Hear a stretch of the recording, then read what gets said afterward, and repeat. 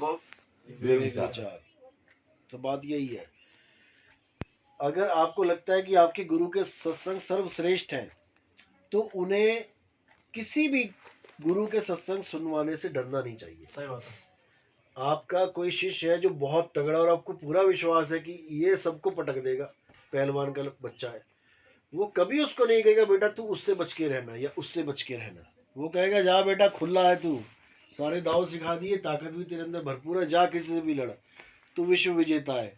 बात खत्म हो गई। उसके सत्संग मत सुनना, उसके मत सुनना, उसकी यानी कि तुम्हारे अंदर कमी है, तुम्हें डर लगता है सही सही सही कि उसके सत्संग सुनेगा तो ये कहीं का नहीं रहेगा, ये अब उसके साथ ही चला जाएगा। क्यों? तुम्हारे पास कमी है। जिसके पास कमी है वही तो कुछ लेगा किसी से। सही। जो भरपूर है, मैं एक गिलास पानी भर के दे देता हूँ, इसमें क्या डलवाओगे किसी से? कोई नहीं डल, आधा होगा ये तो डलवा लोगे कहीं ना कहीं। अगर तुम्हारा ज्ञान पूर्ण है तो तुम्हें किसी की भी ज्ञान से डरना नहीं चाहिए कि उसका ज्ञान मत सुन लेना। अरे मैं कहता हूँ उसका ज्ञान सुनो और उसमें कमी निकाल के उसको बता दो, अगर है उसमें कमी तो। तुम सुनना ही नहीं है, ये तो भाई गलत है बात। क्योंकि इनको पता लग चुका है कि हमारा ज्ञान जितना भी है, ये नितिन दास ने जो ज्ञान खोला है उसके सामने कुछ भी नहीं है, कुछ भी नहीं है ये। और जो भगत विवेकी होगा 2 मिनट में छोड़ के चला जाएगा तुम्हें। इसलिए डरते हैं ये लोग कि काल खा जाएगा। ये तुम्हें नहीं खाता काल, दुनिया भर के तुमने सारे कर दिए काम, तुम्हें काल नहीं खाया आज तक पकड़ के।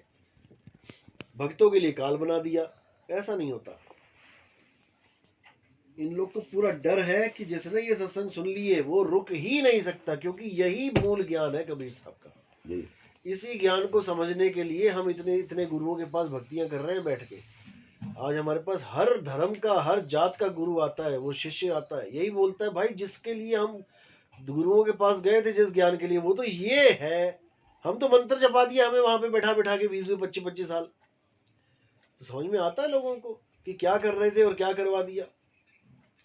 यहाँ तक कि गुरु ग्रंथ साहब के जो पाठी हैं, जो पाठ करते हैं, हेड पाठी, जिनके अंडर में कम से कम 100-150 गुरुद्वारा है, जो रोज जाते हैं कहीं पे, वो तक मैसेज करते हैं, फोन करते हैं मुझे कि भाई आपका सत्संग सुन के तो अब हमें ये समझ में आने लग गया कि हमारे ग्रंथ साहब में क्या लिखा हुआ है। अब देखो साहब, मैं नाम ले रहा रामपाल महाराज को, कौन बंजारा बेटा का है, सापड़ा कोटड़ी का कोट सापड़ा, और बेटा आया गुरु जी का अनमोल फेंक दी।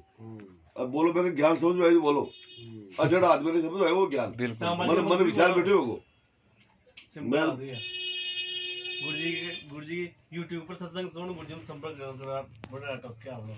अच्छा बोलो अच्छा बाहर है, बाहर अब आ रही है। हां बढ़िया। रामपाल जी का भगत था?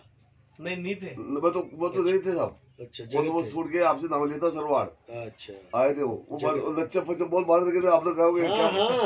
रंगीला, बोलो मर जाना जाती है रंगीला राजस्थान। हाँ राजस्थान वो तो सारा कुछ खोल के आया हुआ है आज तो। हाँ मैंने यार रात को आ गए शायद, वो आ गए, रात को पहुंच परसों बात हुई थी। हाँ बोलो उनको ज्ञान, विवेक विचार तो उनको बैठा है। बिल्कुल बिल्कुल। हम तो फिर ज्ञान सुने हुए हैं, YouTube से आए थे वो, YouTube परमात्मा ज्ञान सुने ना से आते हैं। हाँ वो तो बोलो अनपढ़ भी ज्यादा पढ़े पे बोलो। हाँ देखो भाग्य जाए तो जाके देखो धर्म, बिल्कुल विवेक बैठे हुए ना पुरबुला संस्कार।